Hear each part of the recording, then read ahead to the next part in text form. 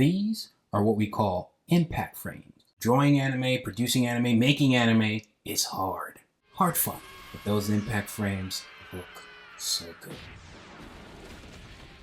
White Manga here, and today you guys are going to be watching me learn animation. I'm going to be talking a bit about learning online, which is how I pretty much learned 95% of everything I know. Today we'll focus on animation, specifically key things about animation like impact frames, and I'm going to be using a supporter of this channel, Colosso, who I partnered with to bring this video to you. Colosso is pretty much an online learning platform. On their site, they say their mission is to make all the professional tips and tricks of the trade more accessible to everyone. I've always been a big fan of all of this. As I mentioned earlier, I learned pretty much everything I know, like a solid 90 to 95% of everything I know by searching online, but it's always good to have a site that has everything concentrated, which is kind of what I try to do on this channel. I learn what I can from all sorts of places. Then when I'm used to it, I put it all together and share it with you guys, giving back to the community that's given to me. But even then, especially with animation, there are always little secrets from the industry or just in general of how to do certain things that you can't just easily find. And I think that's where sites like Colosso comes in. Because not only are all the secrets in there for all kinds of people, whether you're a beginner, intermediate, or pro, it's all in there, but it's concentrated and the people are professional, people working in the industry for the most part. So even though I partnered with them to bring you this video and I got free classes, those classes were very, very valuable, even for someone like me who's dabbled in animation here and there, and even made tutorials of my own. All kinds of classes are there, from anatomy to painting to animation. You go check it out. I saw this as an opportunity to kind of fill in some of the cracks in my animation repertoire. Am I using that word right? I don't even know. Even when I took animation classes in college, there's some programs that aren't extensive or not doing the kind of 2D animation you want. So I had to take like a research class, so I had to go learn it on my own online anyway, but then I got a grade for it at the end. And I believe if I had access to Colosso back then, my life would have been much easier. Because back then, there were very limited animation tutorials online. So today we'll be covering 2 animation classes on Colosso, going over a little bit the mindset that I think you should have when going through these classes so you can digest the information better. I'll also be reviewing the classes so you guys can judge for yourself whether it's for you or not. And then we will be taking those tips and tricks and putting them to good use. To support the channel, please use my link or code in the description to get Colosso. That goes a long way. The 2 2D animation classes that I touched on in question are 2D Action Animation Starter Pack by Mary Kim and Creating Eye-Catching Animation by Jonghyun. I will say for Jonghyun's class, it's not in English, so that might be an issue for some. But if you're determined and you have the mindset, which we will touch on, and you don't mind subtitles, then that shouldn't be that much of an issue. It's also animating in TV Paint, while Mary Kim was in Clip Studio Paint, which came in handy for me because I already have Clip Studio Paint. But at the end of the day, the animation principles on both ends are very similar, and it's nice to see 2 animators have different approaches to doing the same things while still having the same goal in mind. One of the really cool things with Colosso is that you get notes in class materials, and in the class materials you can actually get access to the files that were worked on in the classes by the creators. So with Jonghyun, you got the TV Paint files, as well as MP4 files that you can just watch. And then with Mary Kim, you have the Clip Studio Paint files, which I was able to open. And it always helps to see the file, open it, see how many frames she used, how things were positioned, how things were placed, the timing. All of that helps me understand what I'm doing as I'm gathering information all I can. The more I can gather, the more confidence I build to then take on to my own productions. I'm not 100% sure every class has all the files, but at least these animation classes in question, you get the actual TV Paint files, the actual Clip Studio Paint files. You can open them, play with them, alter them. And I think that trial and error method is another additional way to learn, practice, study. Put yourself in the shoes of the creator while still having that audio and visual of them talking and explaining themselves.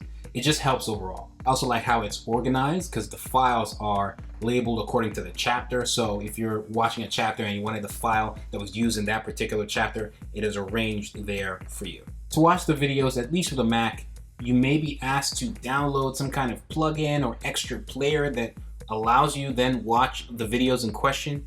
And I think this is done as a security measure to make sure the videos aren't stolen. It's a minor thing. It didn't bother me at all. I was still able to watch the videos fine, but I guess that's worth mentioning. Going over Mary Kim's class in particular, it was very easy to digest, especially coming in with the knowledge that I do have. You want to keep in mind that when you are touching on that little mindset thing I was talking about when you're learning online in general, even when I had to do it without the availability of classes like this, I had to diversify what I was looking at and make sure I wasn't just gathering from one point. When you do that, you kind of adopt the person's approach to everything and style, and you leave yourself closed off to other possibilities. And it's those possibilities and your creativity that help drive your own art style, your own voice, your own approach and way of doing things. The way I saw Mary Kim inking is very different to mine, but if I was just starting out, maybe my stuff would have been closer to hers unless I diversified. So it's always good to diversify, hence why Jonghyun's class also came in handy. And then also the knowledge that I had coming into this also came in handy and also made it easier for me to understand, I believe, what was being said.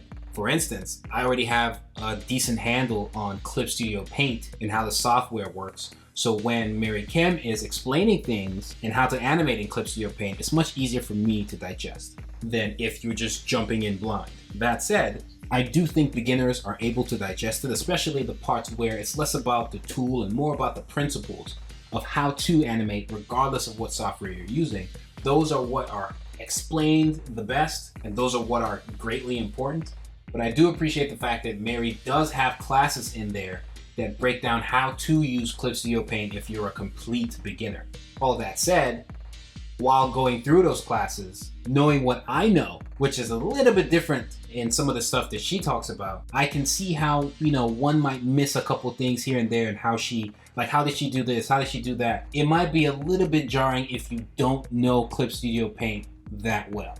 But I do appreciate the effort to explain those things, especially back when I was a beginner with Clip Studio Paint. I can imagine watching Mary Kim's video and having to watch it maybe a couple more times to truly understand what she did, maybe even slow it down, which the player does have that feature. You're able to fast forward through these videos so you can get through them quicker, but you can always rewind and rewatch it again until you understand. You can follow along, and again, you have the Clip Studio Paint files to play with. So it's still good, but that might be something to watch out for. You want to pay attention to every word she's saying and really watch the screen and where her cursor is and all of that. What she's clicking on, the animation window, the timeline window, all of that. My recommendation is that you come into the Mary Kim animation class with an understanding of the basics, even if it's just a little bit, just the basics of how to animate in Clip Studio Paint, and I think you'd be able to digest her class much better. And lucky for you, there's a free video on this channel that does just that. And so with that information going into her class, I was able to understand what she was saying and then really appreciate some of the secret gems that she was able to touch on. Like, I used to animate with 12 frames per second, and the recommendation here was 24 frames per second, and so I started to do that, and you can see me animating in 24 frames per second. Obviously, it's a little bit more work, but I understand why it's necessary and how it looks better and why. Even though smoother animation doesn't always mean better animation, all of that is touched on in her class in a really great way. And I also was able to relate to the fact that for the most part, she herself is self-taught. And sometimes when you're a self-taught person, you kind of know how to teach it to other people who are just kind of in the same camp you were in back in the day. Like, when I was learning, I know what I was looking for. So when I'm teaching, I know exactly what to say. And you can kind of tell a little bit when she's putting her class together. Some brief discussion about anatomy, extensive stuff about how to do combat with weapons, combat with other characters, multiple characters in the same scene, animating the environment around you, having a strong sense of movement, impact, the smearing, the 12 principles of animation, the time charts, animating in 1s, 2s, 3s, and 4s, and how she kind of puts that together, which I thought was very interesting and I found very helpful for putting together my animation. The loops and the time chart especially, those come in handy, and even understand how that would play in like a full-on animation production with teams. Touches on how to animate effects as well. Even some really cool things that I picked up on, the way she uses the lasso fill tool, which I don't use as much, but I see how valuable it is now because of her class. And she uses it a lot for the effects especially, but also for the impact frames being the key one. Impact frames, speed lines, that I found very valuable in how that was put together and how effective it can be when added to animations. But the impact frames is also an example of where I did more research, because you have that mindset of really trying to learn, because you're not just going to sit there and watch a video and digest everything and learn it and then you're done. You have to be practical. You have to test things out. You have to seek other resources, compare, contrast, and find your own voice. And that's where a video by Jonghyun on impact frames comes in handy. And I like how he breaks down the different kinds of impact frames you can find in all sorts of 2D animation. And I was able to take that, not just Mary Kim's style, but the style of all these other creators on all these different projects, and seeing how I can apply that to what I'm working on currently. Through his video, I was able to study the Dragon Ball fan animation and how they did the impact frames over there, as well as the impact frames in My Hero Academia by Yutaka Nakamura, who's really, really good and very, very popular when it comes to impact frames and just overall 2D Sakuga animation. Howard Wimshurst's video on impact frames also comes in handy. There's this colored, blurry thing that he overlays on the impact frames that gives it a touch that's similar to some of the touches that I see in other impact frames on shows. But this is one way of doing it, as I'm sure there are many ways. And then there are also impact frames that you can study that maybe there are things you don't like and you don't want to adopt. Like I saw some stuff in some My Hero Academia animation where things were like darkened in a certain way that I didn't really want to play with. And the more you play, the more you test, the more you study, the more you try to figure everything out, the more your voice kind of comes out, and then you get more comfortable, you build confidence, and then you can start to do your own thing completely. But this is kind of still stemming from studying impact frames from Mary Kim and Jonghyun. That way you also know what to search when looking for other resources. You know what the terms are. You know how to bend the rules. You're building a foundation with these classes, which I think is what you can do here, especially since they're digestible for even beginners. You're building that foundation, knowing the rules, so you can then break them. And that is how you get better with these classes. You don't just watch it and then go sit. You actually have to do practical stuff and give yourself time and be patient to digest it and get your body used to it, your muscle memory, all of that. And then over time, you'll get better. Nobody's just gonna get better instantly from one video. And if it's something you're already working on, let's say you're already finding ways to improve on your animation, and then you get this, not only will you understand faster, it will be helpful to you tenfold. Because then all the questions that you didn't have answers to will just be coming at you left and right from professionals in the industry. Jonghyun's class is very similar, but obviously it's a different software. But it's also very good to see different styles and different perspectives to doing the same thing, like impact frames or your understanding of the 12 principles of animation. Even the style of teaching is different, and I think you can kind of appreciate that it can build on itself by going through both classes. I don't really have TV Paint, so there was that bit of a disconnect, but if I ever do get TV Paint, I can always revisit this class, and that's a new software that I know. That's a new software that I can learn and utilize and do whatever I want with it, making me more versatile in this industry. It was also fun to dissect Jonghyun's views on impact frames, how they're really cool, and some animators tend to overuse them, although there's some animations that use them a lot and still looks great. In those cases, they're not being overused, they're just used properly, and that creator tends to use it a lot. But then there are some creators and animators, especially new animators, they might do it, overdo it to hide weaknesses, and it shows. And in those cases, it's not used properly, according to Jonghyun. He also cites Yutaka Nakamura as a known animator for doing impact frames and doing them well and a lot. Gets a lot of gigs in the animation industry because of it, and he's top tier with it. But just like some of the things I've mentioned already, Jonghyun also advises that you study other creators and how they do their impact frames frame by frame, learning from them, getting references online, and doing more than just watching one video.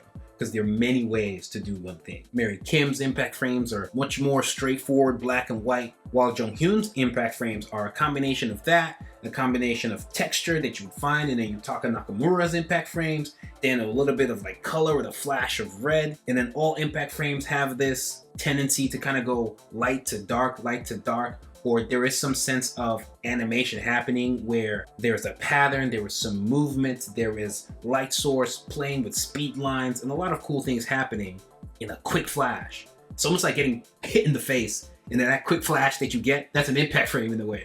But it's also cool to see that Jonghyun is giving the same advice, which we take, because we'll be studying a bunch of other impact frame animators and seeing how we can adopt what we like while adding a little bit of flair, a little bit of us. It was cool to see all the projects that Jonghyun has worked on, see all this really cool animation. So that way you also have confidence in the fact that you are learning from tip-top pros. So Jonghyun stuff looks amazing, and Mary Kim stuff looks amazing, fluid, all of that.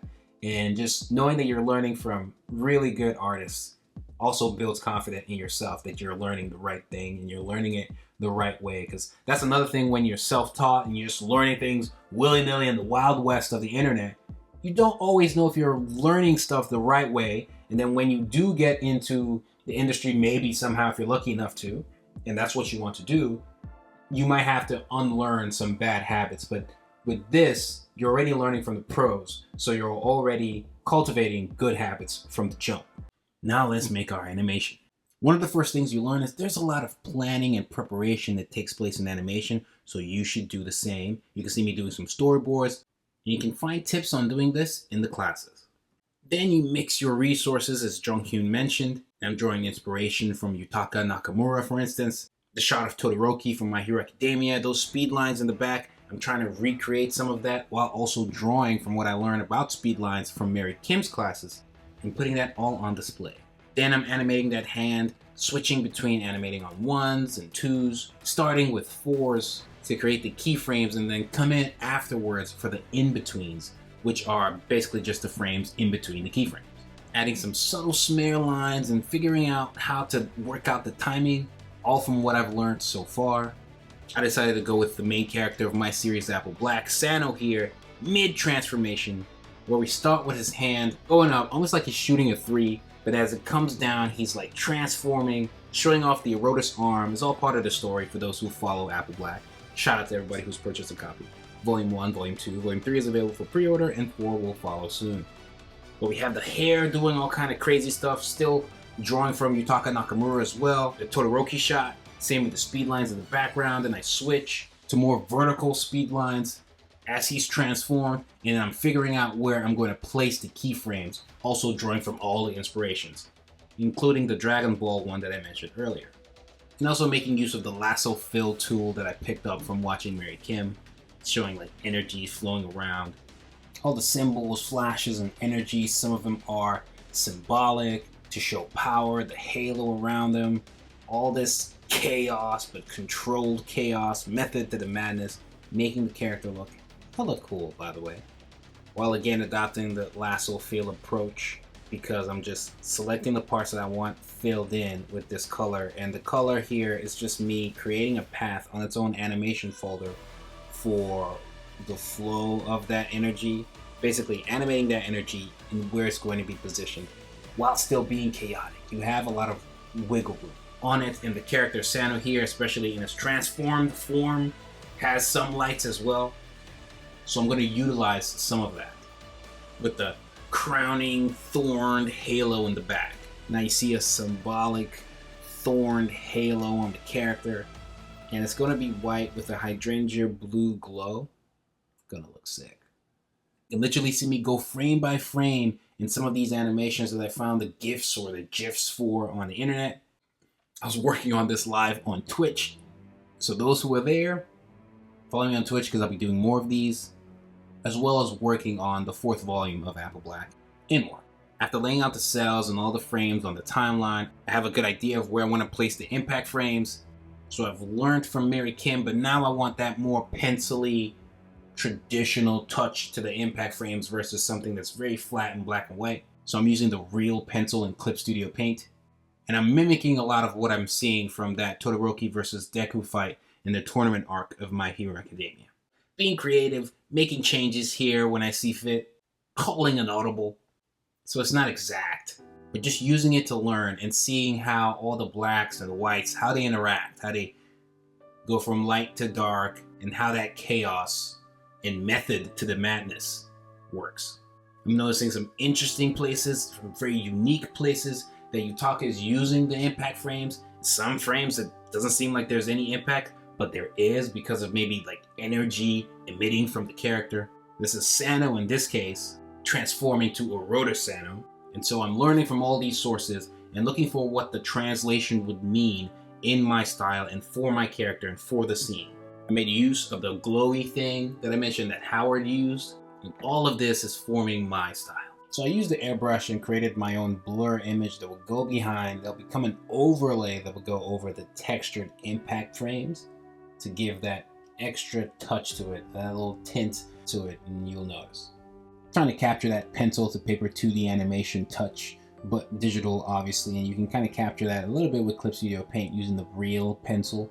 And I'm doing that, a lot of strokes, stroking with a sense of perspective, a sense of motion, while still being chaotic a little bit. And then with each impact frame that comes afterwards, it's almost like a continuation. You're going from darker to lighter. And here with this character, I'm keeping the hair, almost forming like a silhouette with the shade, but again, drawing influence and reference from the Yutaka Nakamura impact frames for Boku no Hero. Here's where I'm studying that Dragon Ball fan animation approach. I've also noticed that a lot of the impact frames that I see tend to have that cross flash, and then they kind of spin and then just explode in a way, and mimicking that here a little bit. Some impact frames are just white, some impact frames are just black, like the whole screen. Some of the blacks might have a hint of some color somewhere, almost showing that light is about to come in, and that's where you see some of these cross flashes. Here I realized that a lot of the lighting, again, it's almost like it's lighting because everywhere is dark, so we can kind of see the parts of the body that will be lit up in this evolved form of Sano, and then it's all kind of flowing upwards. And I have like the lights on a separate layer because I know I'm going to have to put like a motion blur or a fast blur on it. And that again is drawing from reference from the Dragon Ball fan animation approach to impact frames, and taking that, planting it here, playing with it. On this impact frame, you can feel the impact emitting from Sano's forehead with all the chaos, all the lines pointing in that direction, and it just works. And I also noticed they had like a fast blur, motion blur type thing on the lights where everywhere is dark. I'm doing that as well. Some of the impact frames of the hand have like a subtle glow to it. Mary Kim also did something similar. And then after a while of studying, you start to form your own style, because I really got comfortable after a while. Started to come up with my own frames, come up with my own plans. And I even threw in some skeletons where the energy source is so powerful that we get to see the skeleton form of the character in a way for a split second. The character here, Sano, gets powerful in this form, almost like a Dr. Manhattan. I've made several videos about this. So if you want to learn about the character, learn about my series, again, links to everything you could possibly need will be in the description. You can find a video in the cards that go into more detail. But here, I was just having fun. After that, I feel comfortable enough showing you guys what I've come up with for the impact frames, and this is my approach, obviously, after studying all these greats. And maybe later in the year, I will finish this animation and maybe use it to promote Apple Black Volume 4. So make sure you guys like the video and subscribe if you guys want to see the final look of this animation when the time comes. But in the meantime,